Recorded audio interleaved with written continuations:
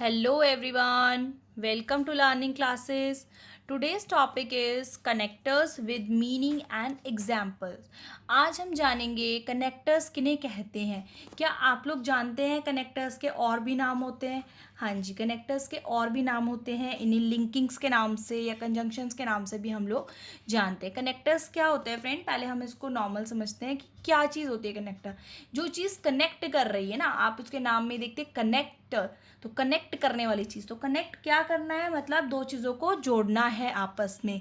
अगर हम दो या दो से ज़्यादा वाक्य या सेंटेंसेस या फ्रेजेस को आपस में जोड़ते हैं और सेंटेंस फ्रेम करते हैं तो उसको हम कनेक्टर्स के थ्रू जोड़ते हैं। ठीक है, जैसे कि दो कोई सेंटेंसेस हैं और उनको दोनों को अलग अलग बोलने की जगह मैं एक साथ बोलूँगी तो बीच में कुछ कनेक्टर लगाऊंगी। ठीक है, तो वो हमारा कनेक्टर के नाम से जाना जाता है। कभी कभी कनेक्टर्स जो होता है दो छोटे छोटे सेंटेंसेस को जोड़ करके बड़ा बना देता है और कई बार बड़े को छोटा, तो इस तरह से होता है। तो चलिए स्टार्ट करते हैं आज की वीडियो, जिसमें आप देखेंगे कनेक्टर्स क्या है। तो पहले देखिए connectors, a word that connects the idea of two different sentences, phrases और सेक्शन।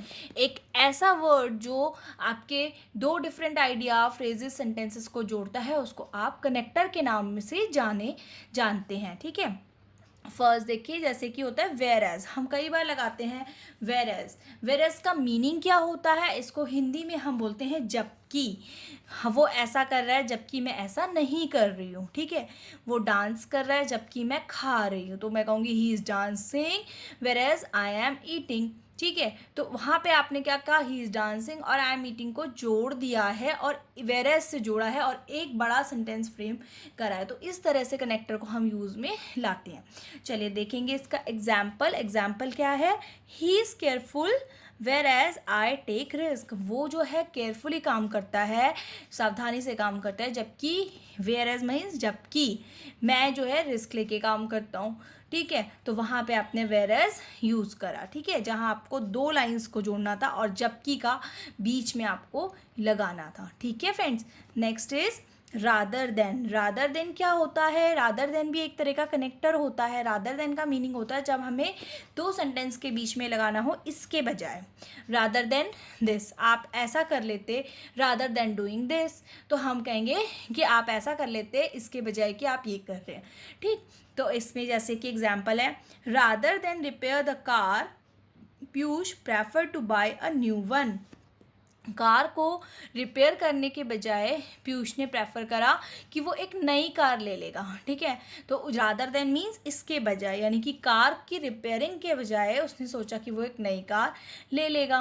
ठीक है, तो वहाँ पे उसको इसके बजाय की जगह क्या लगाया, रादर देन, और दो सेंटेंसेस को जोड़ दिया, रिपेयरिंग द कार और Piyush buy a new car को। ठीक है, third is on the other hand. On the other hand मतलब वहीं दूसरी ओर, यानी कि दूसरी ओर तो ऐसी बात हो रही है और यहाँ पे ऐसा हो रहा है, तो हम कहते हैं ये हो रहा है ऑन द अदर हैंड, वो हो रहा है, यानी कि ऐसा काम हो रहा है तो दूसरी तरफ तो कुछ और हो रहा है। ऐसे हम जोड़ते हैं तब बोलते हैं। जैसे कि example, I want to play outside, मैं बाहर खेलने जाना चाहती हूँ, but on the other hand I have to study hard for my exam.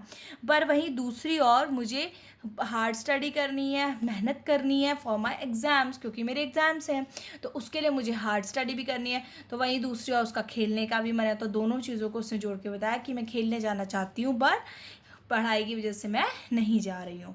ठीक, fourth is even if. Even if कब लगाते हैं, इवन इफ़ लगाते हैं जब हम कहते हैं भले ही ऐसा हो जाए, भले ही वैसा हो जाए, तो हम कहते हैं इवन इफ़, इवन इफ़। ठीक है, जैसे इवन इफ़ यू अपोलोजाइज, चाहे तुम माफ़ी मांग लो, she still may not forgive you, पर फिर भी वो तुम्हें माफ़ नहीं करेगी। Even if you apologise means चाहे तो भले ही तुम माफ़ी मांगो, कुछ भी करो, बट शायद वो तुम्हें माफ़ ना करे। ठीक है, तो भले ही जहाँ हमें लगाना होता है दो चीज़ों के बीच में, तो हम इवन इफ़ का यूज़ करते हैं। Fifth is provided that. Provided that क्या होता है फ्रेंड्स, प्रोवाइडेड दैट का मतलब होता है कि बशर्ते। बशर्ते मीन्स मैं तुम्हें ऐसा तो दे दूंगा या वैसा तो दे दूंगा या मैं तुम्हारे लिए ऐसा तो कर दूंगा। प्रोवाइडेड दैट कि तुम्हें भी मेरे लिए ऐसा करना पड़ेगा बशर्ते, यानी कि इसके बजाय शर्त यह है कि तुम्हें भी ऐसा करना पड़ेगा। जैसे कि मैं तुम्हें कुछ दे दूंगा, पर तुम्हें भी मुझे कुछ देना पड़ेगा। तो मैं कहूँगी ऐसे, उसमें आप क्या लगाएंगे, बशर्ते, यानी कि प्रोवाइडेड दैट। जैसे you can borrow my notebook, आप मेरी नोटबुक ले सकते हैं, बोरो कर सकते हैं। प्रोवाइडेड दैट, बशर्ते you promise to use carefully, पर शर्त क्या है कि आप उन बुक्स को बहुत केयरफुली यूज़ करेंगे, वरना मैं आपको वो देने वाला नहीं हूँ। ठीक है, तो प्रोवाइडेड दैट क्या है, दो चीज़ों को जोड़ रहा है और बीच में क्या लग रहा है, बशर्ते, तो हम लगाएंगे प्रोवाइडेड दैट। ठीक है। सिक्स्थ इज वेदर, वेदर का मतलब होता है चाहे, चाहे, ठीक है, जहाँ हमें बीच में लगा होता है चाहे ये या चाहे वो, वेदर यू विल गो और नॉट, ठीक है, तो चाहे तुम जाओ या ना जाओ, वेदर यू विल कम और नॉट, तुम आओ या ना आओ, चाहे, ठीक है। Example is Meera could not decide whether to go और नॉट, मीरा डिसाइड नहीं कर पा रही है कि उसे जाना चाहिए या नहीं जाना चाहिए, तो चाहे वो जाए ना जाए, उसका दोनों चीज़ों में डिसाइड नहीं हो पा रहा, तो उसने क्या यूज़ करा, connector whether. Okay. Seventh is unless, unless कब यूज़ करते हैं, जब हम कहते हैं जब तक ये काम नहीं होगा, अनलेस, ठीक है ना, जब तक, ठीक है, जब तक हमें जब बीच में कनेक्टिविटी के तौर पे लगाना होता है तो हम यहाँ पे अनलेस यूज़ करते हैं। एग्जाम्पल देखेंगे, I can't decide unless you tell me your plan, मैं डिसाइड नहीं कर पाऊँगा अनलेस, जब तक कि तुम मुझे अपना प्लान नहीं बताते, यानी कि जो मेरा प्लान है वो तुम्हारे प्लान पे निर्भर कर रहा है, तो अनलेस तुम मुझे अपना प्लान नहीं बताते तो तब तक मैं कुछ भी डिसाइड नहीं कर पाऊँगा। तो जब तक, जब मेरे को बीच में लगाना है तो तब मैं क्या यूज़ करूँगी, अनलेस। ठीक है।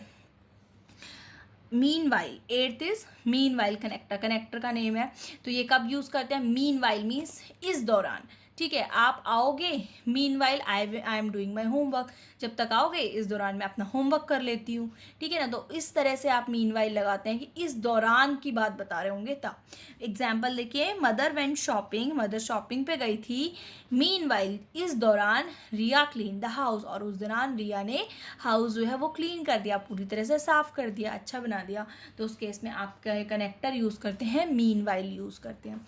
नाइन्थ इज आफ्टर, आफ्टर भी हम यूज़ करते हैं जब हमें कहना होता है ना कि किसी चीज़ के बाद या उसके बाद, इसके बाद, तो हम आफ्टर यूज़ करते हैं। जैसे कि don't walk alone after dark, बाहर घूमने अकेले मत जाओ आफ्टर डार्क, डार्क होने के बाद, यानी कि अंधेरा होने के बाद आप अकेले मत जाओ, ठीक है ना, कि इसके बाद आप ऐसा काम कर सकते हो, तो वहाँ पे आप आफ्टर कनेक्टर का यूज़ करेंगे।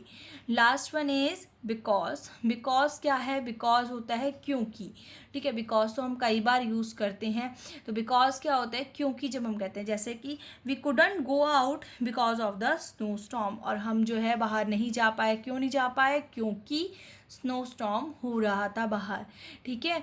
तो ये जो है बहुत इंपॉर्टेंट कनेक्टर्स हैं जो आप कई बार कॉम्पिटिटिव एग्ज़ाम्स वगैरह की तैयारी करते हैं तो उसमें भी आते हैं और आपके लिए बहुत ज़्यादा यूज़फुल हो सकते हैं। होपफुली कनेक्टर से रिलेटेड ये वीडियो आपको पसंद आई होगी, पसंद आई तो लाइक करें, शेयर करें और चैनल लाने क्लासेस को सब्सक्राइब करें। Thank you.